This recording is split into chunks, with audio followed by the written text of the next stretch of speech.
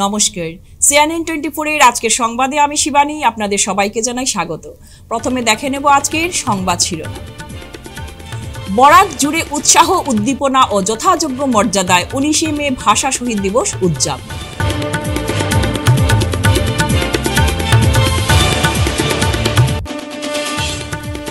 কাছাড়ে 105 কোটি টাকার হেরোইন জব্দ, মহিলা সহ 2 ড্রাগস পাচারকারী গ্রেফতার।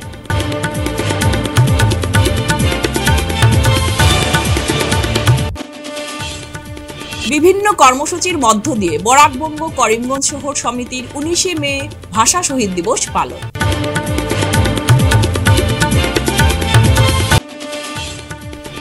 খাকি পোশাক পরা বনকর্মীকে সঙ্গে নিয়ে জমি দখল করতে স্থানীয়দের হাতে আটক বনকর্মী।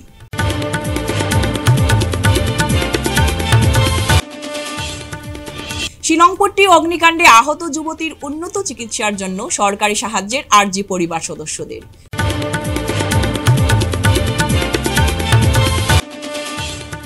এবারে আজকের সংবাদ বিস্তারিত।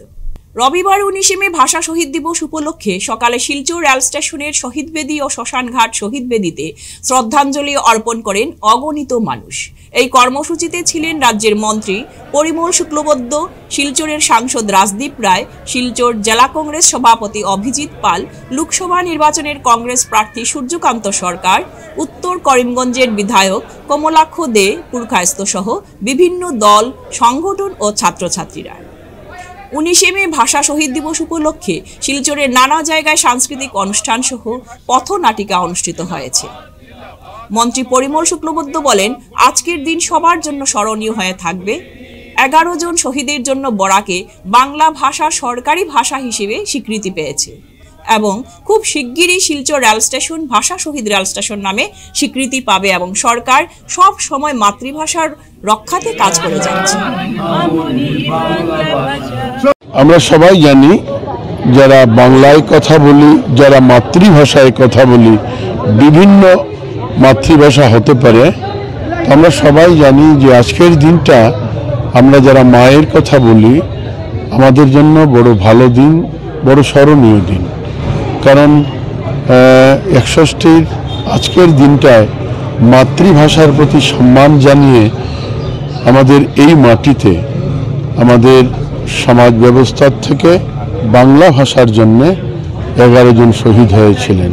আর ওই সময় থেকেই আমরা মাতৃভাষার প্রতি যারাই আমাদের মমতা আছে, যারাই আমরা মাতৃভাষাকে সম্মান করি, বিভিন্ন মাতৃভাষার আসতে পারেন, কোনো অসুবিধা নেই, আসছেন তো তারা আসেন। আর এই দিনটা এই শ্মশানে আসেন সবাই তাদের উদ্দেশ্যে যারা প্রাণ দিয়েছেন মাতৃভাষার জন্যে, বাংলা ভাষার জন্যে, তাদের উদ্দেশ্যে শ্রদ্ধা জানা।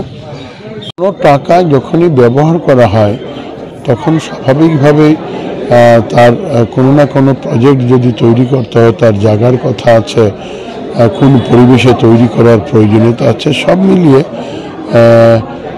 প্রারম্ভিকভাবে কিছুটা সময়ের ব্যাপার থাকে। সময়টা এই জন্য টাকার জন্য নয়, সময়টা এই জন্যে যে কোথায় কিভাবে এভাবে একটা সুন্দর পরিকল্পনা আমরা রচনা করতে পারি, তার জন্য একটু সময় লাগছে। একটা নয়, দাবি এরকম যে ভাষা শহীদের স্মৃতিকে সমাজ ব্যবস্থায় অমর করার জন্যে কি করলে ভালো হয়, এভাবে বিভিন্ন জনের বিভিন্ন দাবি আছে। আর খুব স্বাভাবিকভাবে আপনি যে প্রশ্ন উত্থাপন করেছেন যে স্টেশনটাকে ভাষা শহীদ স্টেশন করার জন্যে এখানে স্থানীয় ভাবে এক দাবি উত্থাপিত হয়েছে দীর্ঘদিন থেকে। এটাও সরকারের বিবেচনায় আছে, নিশ্চিতভাবে সরকার এ নিয়ে ভাবছেন, চিন্তা করছেন। ড্রাগস বিরোধী অভিযানে নেমে কাছাড় পুলিশের একের পর এক সাফল্য এসেছে।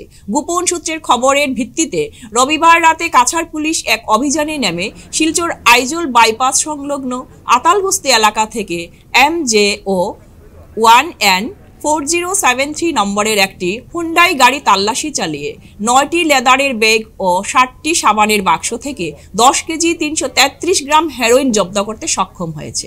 সঙ্গে 3 ড্রাগস পাচারকারীকে আটক করেছে বলে নিজ কার্যালয়ে এক সাংবাদিক সম্মেলন করে জানালেন police super Numal Mahatta.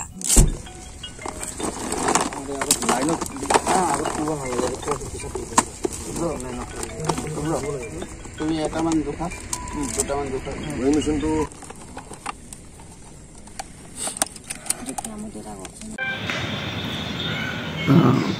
Drugs বা নিচাযুক্ত সামগ্ৰীৰ বিৰুদ্ধে কাছাৰ আৰক্ষীৰ অভিযান অব্যাহত আছে।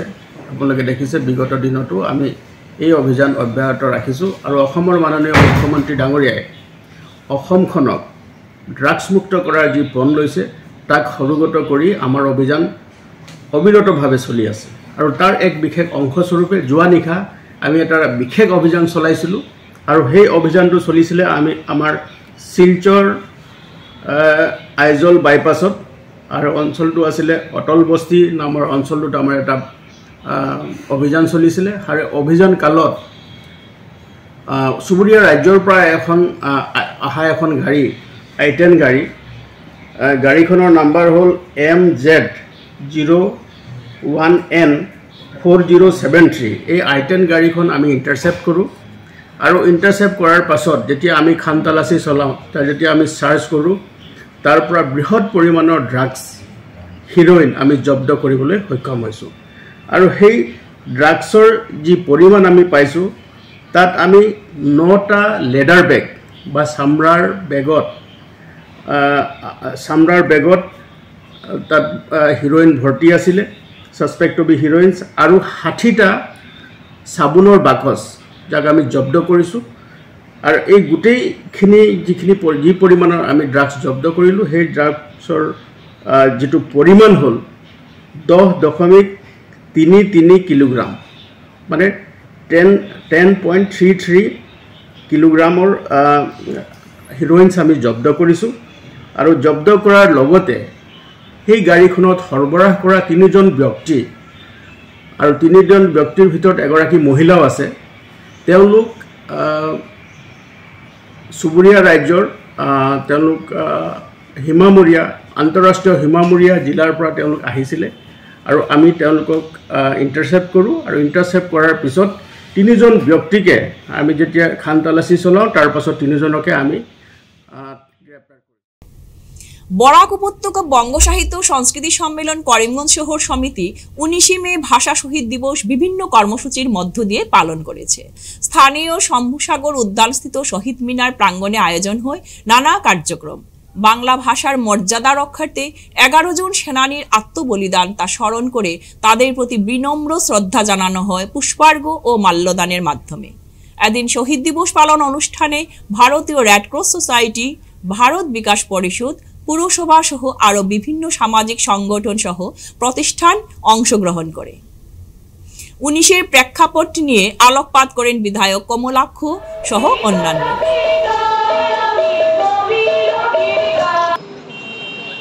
ভাষা আন্দোলন 1960 সালে হয়েছে,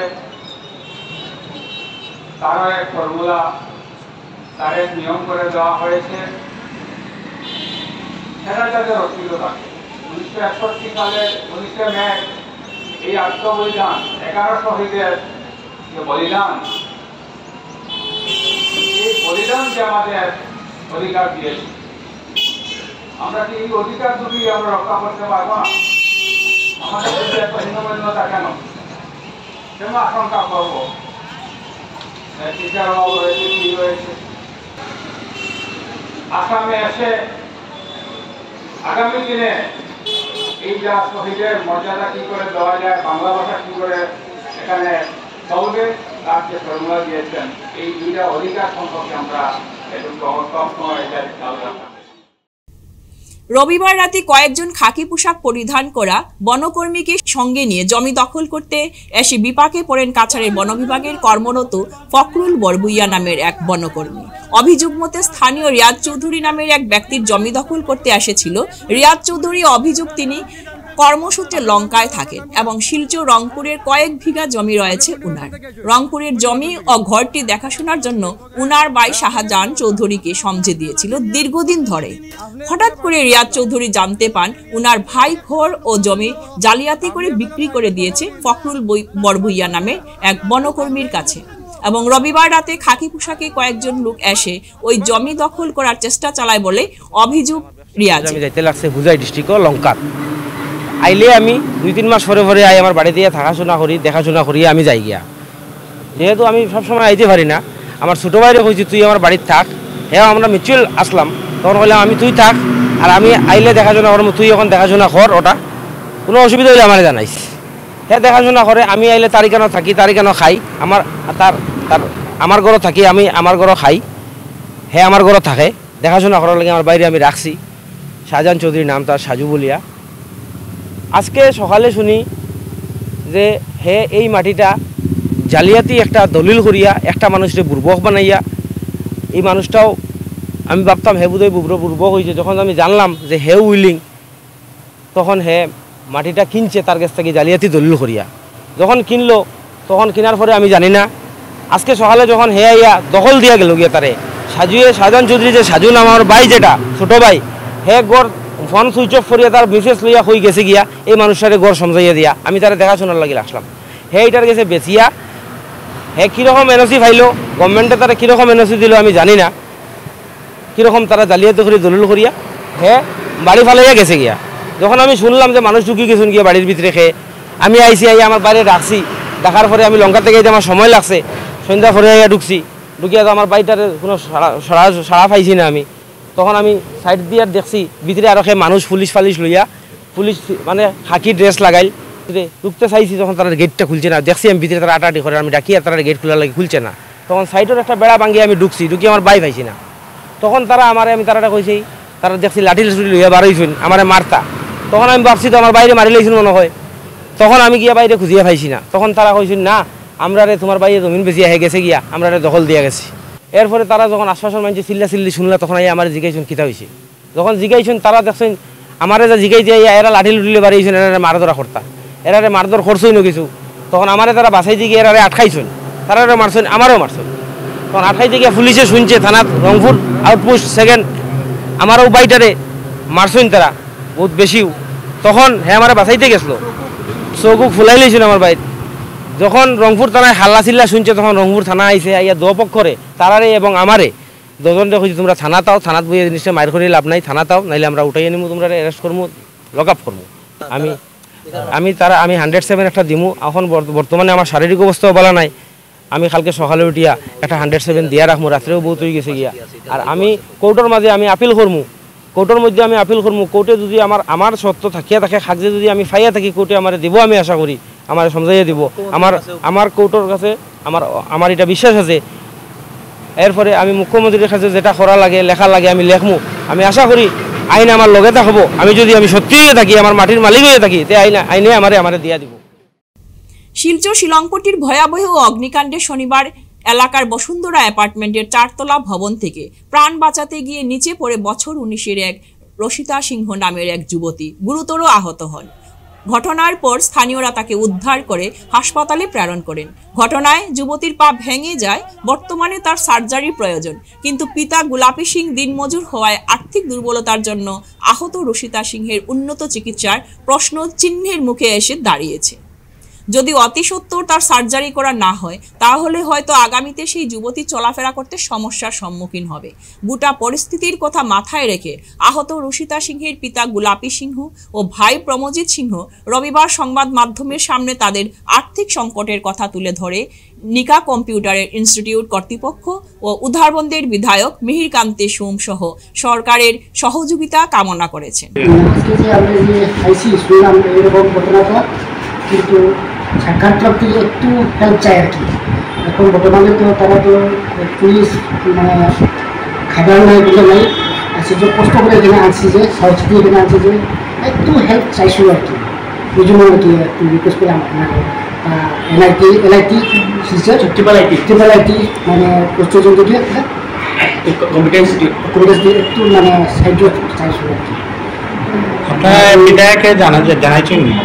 বিধায়কে তো এখন পর্যন্ত জানিয়েছি না। এখন আজকে ঘটনা হয়েছে, আজকে ওটা আমরা নিউজ করতে আর কি। বিধায়ককে জানছে না, খবর লইছে না? আমরা বাহাদুর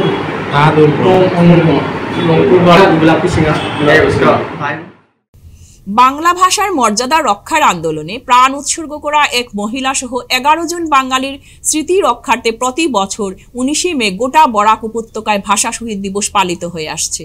এই ভাষা শহীদদের স্মৃতির উদ্দেশ্যে বাংলা ভাষা হুতাত্মা স্মৃতি স্মারক নির্মাণ সমিতির উদ্যোগে আজ কালাইন সত্যরঞ্জন কলেজ প্রাঙ্গণে হুতাত্মা বেদির শুভ উদ্বোধন করা হয়। এই উদ্বোধন অনুষ্ঠানে প্রধান অতিথি হিসেবে উপস্থিত ছিলেন ভাষা শহীদ কানাইলাল নিয়োগীর পুত্রবধূ মধুমিতা নিয়োগী এবং নাতি অভিষেক নিয়োগী।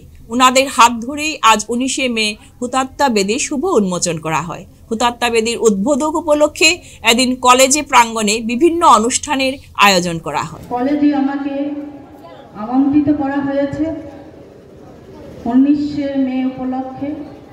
আমি 19 মে কানাইলাল নিয়োগীর সম্বন্ধে আপনারা সবাই জানেন, একাদশ শহীদের মধ্যে একজন। আমি ওনার বড় ছেলের বউ। সেই সুবাদে আমি আজকে এখানে আমন্ত্রিত হয়েছি এবং আমার খুব ভালো লেগেছে এখানে এসে, যে এত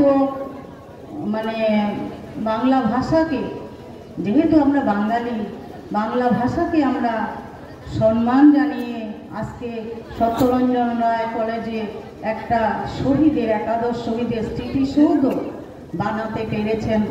সবাই অক্লান্ত পরিশ্রমে সেটা হয়েছে। আমাদের উচিত বাংলা ভাষাকে আমরা রক্ষা করব এবং যতটুকু পারি যারা উৎসাহিত তাদেরকে আরও উৎসাহ করব যে তোমরা বাংলা ভাষার সম্মান দিয়ে যাও। ফিরছি একটি বিরতির পর, আপনারা সঙ্গে থাকুন। শিলচরবাসীদের জন্য সুখবর, এসে গেছে ভিভা ফুড কোর্ট। শিলচরের এই মুহূর্তের অন্যতম আকর্ষণ, যেখানে একই ছাদের তলায় আপনি পেয়ে যাবেন বিভিন্ন ধরনের মিষ্টি, রকমারি স্ন্যাক্স, থাকছে রুফটপ ক্যাফে, একই অঙ্গে এত কিছু। পিওর ভেজ এই ফুড কোর্টে আপনার আপনজনকে নিয়ে একটি সন্ধে কাটিয়ে যান। কথা দিচ্ছি আপনাকে আবারও আসতে হবে ভিভা ফুড কোর্টে। যোগাযোগ 9395935558 এই নাম্বারে। আপনাকে জানাই সাদর আমন্ত্রণ। 100 প্লেসমেন্ট সহায়তা, শিল্প অভিজ্ঞতা এবং আরও অনেক কিছু পাওয়ার সুযোগ নিন। International institute of cosmetology and অ্যাস্থেটিক্সে যোগ দিন এবং শিলচর বসকোটেক, বাজান্তিপুর, পণ্ডিতে কসমেটোলজিতে আপনার স্বপ্ন এবং ক্যারিয়ারের মধ্যে ব্যবধান পূরণ করুন। ফিরে এলাম বিরতির পর। আজ 19 মে গান্ধীবাগে শহীদ মিনারে পুষ্পাঞ্জলি অর্পণ করলেন স্মাইল CNN24 এর বরাক ভয়েস, সিংহানিয়া ফিনক্যাট, অ্যাগ্রো বিজনেস কনস্ট্রোটিয়াম ও মারোয়ারি যুব মঞ্চের প্রতিনিধিগণ।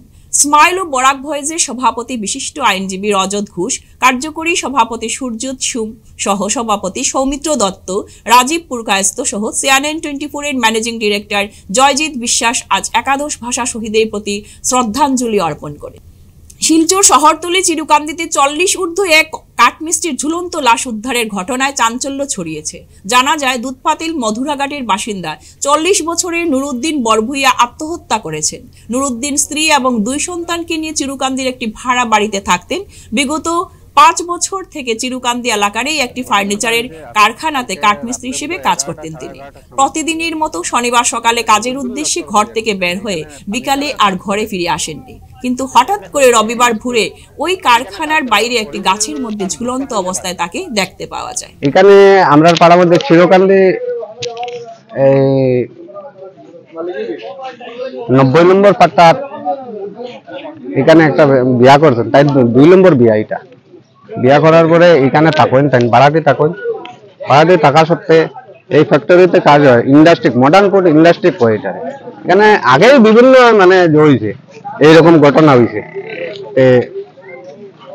ইন্ডাস্ট্রির ভিতরে কয়েকদিন পরে পাওয়া যেত এখানে যে এখানে একটা জুলাই, এখানে একটা লাশ পাওয়া যায়। আমরা পাড়ার মাঝে প্রতিবাদ করছি যে এখানে লাইট অত বড় একটা ইন্ডাস্ট্রি, ইন্ডাস্ট্রির মধ্যে নিয়মিত স্ট্রিট লাইট হইতে লাগে। ইন্ডাস্ট্রির মধ্যে সবাই পাড়া প্রতিনিধি আন্দোলন করার কয়েকটা লাইট দিলে আমার মনে হয় ভালো হইব। আর নাইলে আমরা কিতা করবো, আমরা সব পাড়া প্রতিবেশী মিলিয়া, বিভিন্ন মানুষ মিলিয়া আমরা ইন্ডাস্ট্রি গুলা বন্ধ করিয়া সব ওয়ার্কার গুলা, জেলা মহিলা, আজকে মহিলা কাজ করে, কালকে যদি অঘটন একটা ঘটে, এটার দায়িত্বটা খেয়ে নিব। তাই গতিকে আমরা অনুরোধ করি আর ইন্ডাস্ট্রিকে যারা ইন্ডাস্ট্রিকে মানে তারা মালিকগুলো আছে তারা এই লাইটগুলো দেওয়ার লাগিন কতটুকু আমার অনুরোধ। নমস্কার। প্রতি বছরের মতো এবারও অম্বিকাপট্টির বেঙ্গলি ফরওয়ার্ড ক্লাবের সকল সদস্যরা আজ শহীদ দিবস উপলক্ষে সকাল 7:30 ক্লাব প্রাঙ্গণ থেকে মিছিল করে শ্মশানে যান। সেখানে গিয়ে একে একে সবাই ভাষা শহীদ স্মৃতি স্মারকে ফুল দিয়ে প্রণাম করে শ্রদ্ধা নিবেদন করেন। এরপর ক্লাব প্রাঙ্গণে সকাল 9টা থেকে ভাষা সেনানী তথা সাংবাদিক স্বদেশ বিশ্বাস স্মৃতি মঞ্চে আনন্দধারা সংস্থার পরিচালনায় নানান ধরনের সাংস্কৃতিক অনুষ্ঠান হয়। এই অনুষ্ঠানে শেষ লগ্নে ভারতকণ্ঠ দেবজিৎ সাহা দুখানি বাংলা সঙ্গীত ও পরিবেশন করেন।